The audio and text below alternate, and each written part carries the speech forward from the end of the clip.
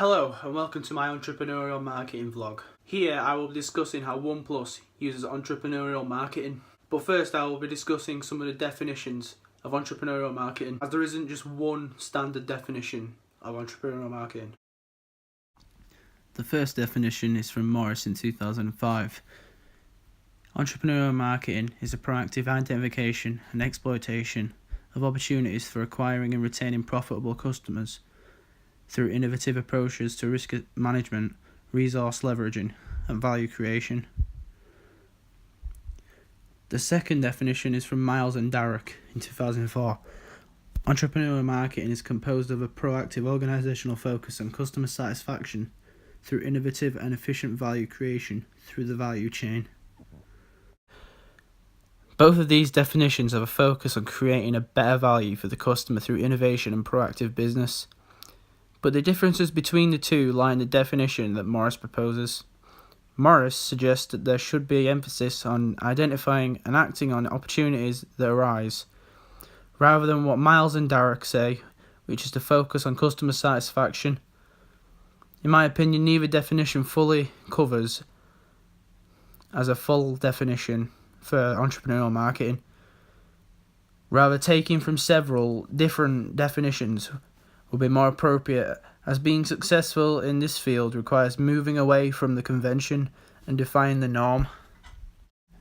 This means that the definition will likely be subject to change as time passes. So what entrepreneurial marketing methods did OnePlus use? One of the methods that OnePlus used was an invite-only system that meant that you could only be invited to use the phone or to buy it. This created buzz around the phone. This meant that people wanted to be part of an exclusive group that only had this phone, so that the customers could feel like they were early adopters of the phone. OnePlus, word of mouth was very important to them, as the exclusivity of their phone's invite-only system was spread around amongst customers, and people desperately wanted to be in this. They wanted this phone, which created the buzz itself, which meant that more people wanted to get in. Another way that OnePlus used entrepreneurial marketing was through being transparent in the criticisms and customer questions that were sent to them. Responding to these questions and criticisms from customers created a deeper relationship between business and customer. Because of the customer's access to the owner, it meant that all the questions and issues could be directly answered by them on forum posts or on social media. As well as this, in relation to social media, OnePlus's use of social media was a great asset to them because of the amount of people that ended up finding out about them through social media channels. This will be best shown in a graph which compares them to all the competitors. This graph shows how they stack up compared to those competitors in relation to social media traffic. On this graph, OnePlus is highlighted in purple. This graph clearly shows how influential their social media marketing campaigns have been in relation to those competitors, as seen on the graph. As well as these two strategies discussed previously, OnePlus also used a mid-range pricing strategy for their phone. Even when the specs and quality of their phone was not usually retailed at that price range in relation to their competitors.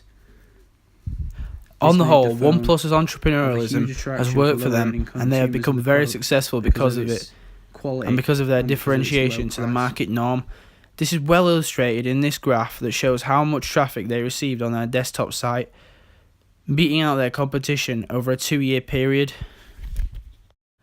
Now for my recommendation. I believe that on the most part, OnePlus's marketing activity has been of a high standard. However, one thing that can be said is that because of the availability of, for example, their invite-only system, which only allows people to be invited to have access to the phone, this means that some customers will have been left out and will potentially have hard feelings towards them, leading to bad word of mouth, which, as previously mentioned, was very important to them. This practice, however, did work for them and did make them successful. However, this could have backfired and been the thing that broke OnePlus. To ensure that this doesn't happen, though, they would have to get rid of this practice, as it could only hinder them in the future. Thank you for watching. See you next time.